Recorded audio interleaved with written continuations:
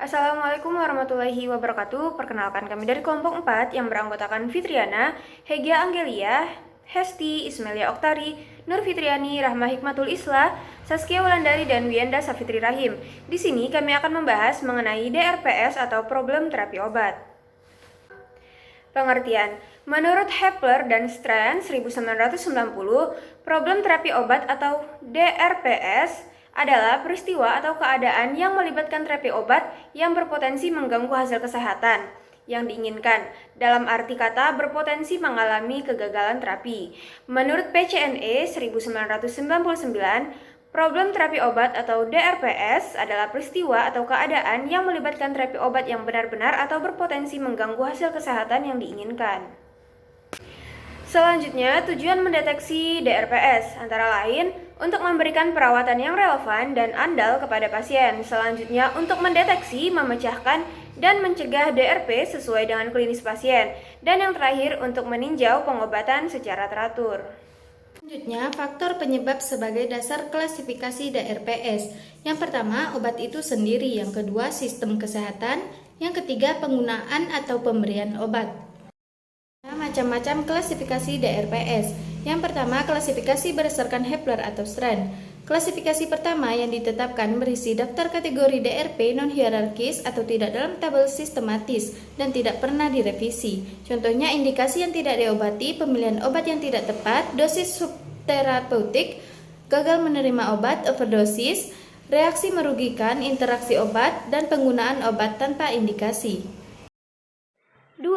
Klasifikasi berdasarkan sistem Westerland, juga non-hierarkis dan telah direvisi sampai tingkat tertentu beberapa kali. Menghasilkan versi kelima terakhir berisi klasifikasi DRP dan intervensi farmasi. Kategori DRP yaitu ketidakpastian tentang tujuan pengobatan, tidak ada efek terapeutis atau kegagalan terapi, penggunaan obat yang kurang, penggunaan obat secara berlebihan, duplikasi obat, reaksi merugikan atau efek samping, interaksi, kontraindikasi, waktu tidak tepat untuk asupan obat atau interval dosis salah, masalah praktis atau pemberian, dan DRP lainnya. Lalu selanjutnya yaitu kategori intervensi farmasi yang terdiri dari konseling obat pasien, informasi kepada perwakilan pasien, informasi tercetak, instruksi praktis, kontak dengan pemberi resep atau penyedia layanan kesehatan lainnya, pergantian obat, rujukan ke prescriber atau penyedia layanan kesehatan lainnya, dan yang terakhir intervensi lainnya. Lalu yang ketiga ada klasifikasi berdasarkan PCNA atau Pharmaceutical Care Network Europe Association. Nah, klasifikasi ini dibandingkan dengan dua sebelumnya tersusun menjadi hierarki dengan domain primer dan subdomain. Terdiri dari problem atau masalah yaitu efektivitas pengobatan, keamanan pengobatan, dan lainnya. Lalu ada causes atau penyebab yaitu pemilihan obat, bentuk obat, dosis obat, durasi pengobatan, dispensing, proses penggunaan obat, pasien terkait, dan lainnya. Nah, selanjutnya ada plan intervention atau intervensi terencana. Ada 10 tidak ada intervensi, 11 di tingkat prescriber, 12 pada tingkat pasien, 14 lainnya. Selanjutnya ada intervention acceptance, yaitu penerimaan intervensi. A1 intervensi diterima, A2 intervensi tidak diterima, A3 lainnya. Terakhir yaitu status of DRP, ada status masalah tidak diketahui, kemudian masalah terpecahkan, yang ketiga masalah terpecahkan sebagian, dan yang keempat masalah tidak terpecahkan. Contoh kasus di wilayah kepulauan. Kasus pertama, DPRS kategori obat tidak tepat. Pada suatu rumah sakit di wilayah kepulauan, terdapat pasien laki-laki berumur 52 tahun yang didiagnosis menderita kanker prostat atau malignant neoplasma of prostate stage 3A plus hyposmolality and hyponatremia plus disorder of plasma protein metabolism plus hypokalemia. Pasien diberikan antibiotik profilaksis yaitu cefalosporin generasi 3, ceftazidime, ceftriaxone. Penjelasan hal ini termasuk dalam DPRS kategori obat tidak tepat karena prinsip penggunaan antibiotik profilaksis selain tepat dalam pemilihan jenis juga mempertimbangkan konsentrasi antibiotik dalam jaringan saat mulai dan selama operasi berlangsung.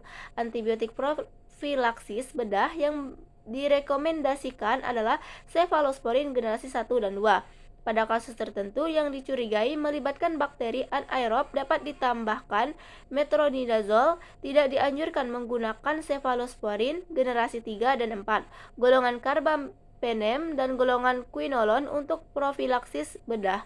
Permenkes RI 2011. Selanjutnya, kasus kedua. Pasien merupakan seorang wanita berusia 61 tahun dengan berat badan 42 kg, datang ke rumah sakit dengan keluhan lemas, pucat, badan kuning sejak 4 hari, perut begah, mual, nyeri ulu hati, dan pasien terdiagnosa mengalami autoimun hemolitik anemia. Pasien memiliki riwayat suspek hepatitis akut.